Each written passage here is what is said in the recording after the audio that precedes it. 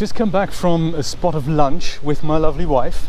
We don't do that often enough that we go out and have dinner somewhere, or let alone lunch.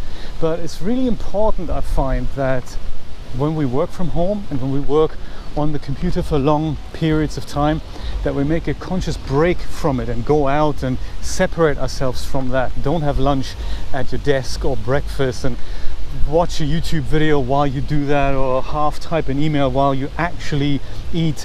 Make that a conscious process. That is much better. And also step away properly for a block of time, like an hour or so, and then come back re-energized. The Japanese do this quite a lot to get through their 18-hour work days. I remember when I was working for NHK in London, in their London office. It's a news bureau. These guys were literally 12-hour days were short. So these guys were literally practically living there. And due to the time zones, Japan being kind of, I believe, was it 8 or 16 hours in front of or behind the UK time. It was always awkward, and they were working a full UK day and also part of the Japanese day. It's kind of, hardcore a little bit. But the way around it for them was to take frequent breaks and make them short and take proper breaks. So lie down on the couch and have a 20-minute nap, for example. That was a very cool way of doing that. And that was encouraged. And it's just what you did there. They didn't expect that from us, the Westerners. Just very nice. So it was just in their culture, this is what you do. And these guys from the UK, well, they do it slightly differently. So anyway, not quite the point I was going to make. Something rather exciting has happened on two related levels in regards to some gaming stuff, and I thought that was so powerful and exciting that I wanted to share this with you. So the first thing that happened is that recently the Control game, Remedy's Control game, have released something called photo mode, and that's a really interesting feature in the game. The Control is a third-person video game. I bought it because it's the first one that implements all the RTX real-time ray tracing features that we have. It's the one that has the most complete implementation of all the features that NVIDIA have made available there with their RTX cards. And that's why I bought it. It's okay. It took me a while to get into it, but I did get into it, and it's very nice. We may even play this one day, do the story missions there. So it's a third-person game. So the character is always in front of the camera. Camera's kind of locked in behind the character, but they've now released this update about 4 weeks after launch, if maybe even earlier, I don't remember. It's called photo mode, and that is something in which we can move, just play the game, press a button, and essentially freeze the character where she is, and then take that camera and move it around wherever we want.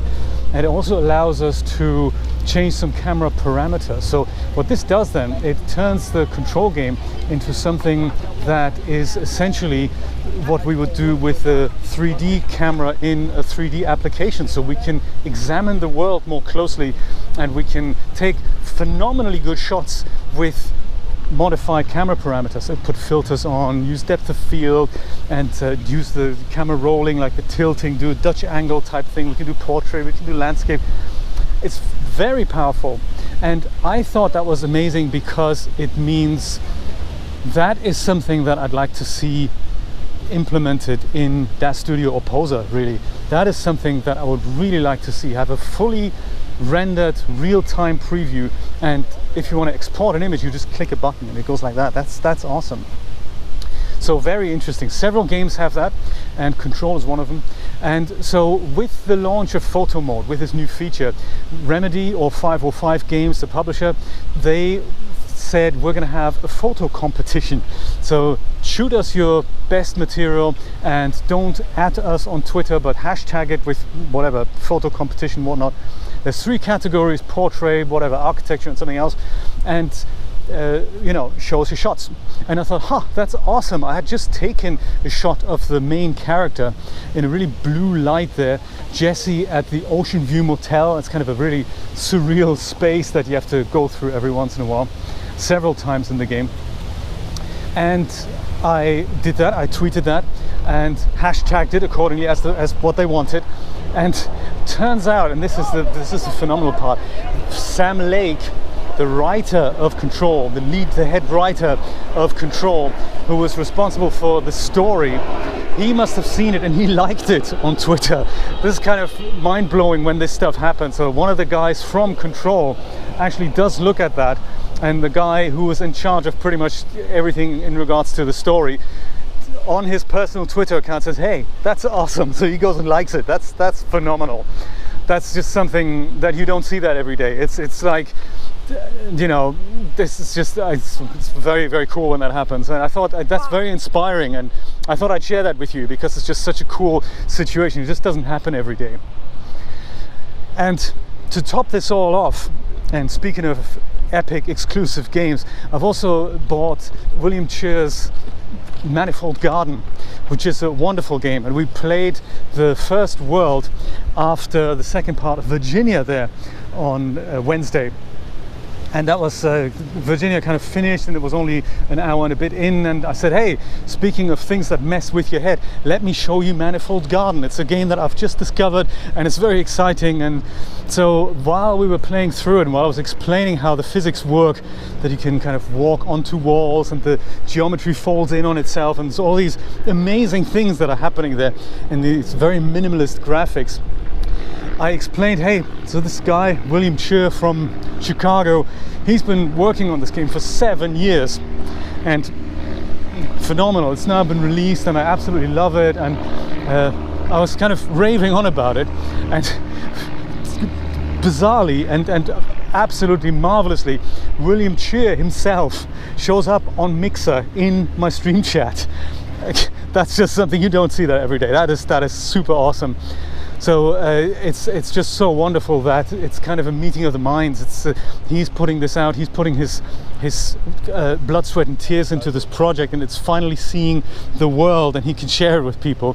And I share it with my friends on the stream because I just found it and I thought, oh my god, this is awesome. I want to let people know about this, and he is there to witness that, and we have a chat about it. That is just so cool. So while he's there, I said, hey, William, the thing is, I've been meaning to do these interviews that I've talked about in a couple of videos ago, and the project is so at the beginning, it doesn't even exist yet, really. But I said, hey, William, I would love for you to be one of the candidates I interview, and I would love for us to have a chat about how you keep going with creativity. What keeps you motivated? How do you organize yourself around it? What's the process like for you from going from vision to finished project? And how come during the 7 years of strict game development you haven't given up? I mean, that is awesome. Please tell me the story. And so I'd ramble on about it, and he goes, hey, that's awesome. I'd love to be part of that project. Let's do this. Hit me up, drop me an email, and we'll get together and coordinate this. And I'm thinking, oh my god, this is just awesome. So thank you so much for joining me there, William. Very cool. But what it also makes me realize is that if you have your mind set on something, the universe just moves the pieces of the puzzle in mysterious ways and really brings these things together. I mean, it's bizarre that I spoke about William in a previous video, and that I would love for him to be on these interviews, and I feel that these interviews are important, that I do this and that I share them with the world, and he was an awesome example of that. And the next thing you know, it's like the universe agrees with me and says, I think so too. Here, this is the contact. Here's William. William's up for it. Let's do this. That's just, if something like that happens, you have got to go with that. You have got to make sure you follow these things. If you follow along, you're absolutely in tune with that. And so don't waver out. Even if the signs are small, you got to stick with these things. And these are the opportunities that are just so inspiring. So I'm gonna have to get my act together and get this technology sorted that I can make remote interviews, and hopefully and probably and quite possibly and most definitely William might well be the first candidate I interview for this project. Is that exciting or what?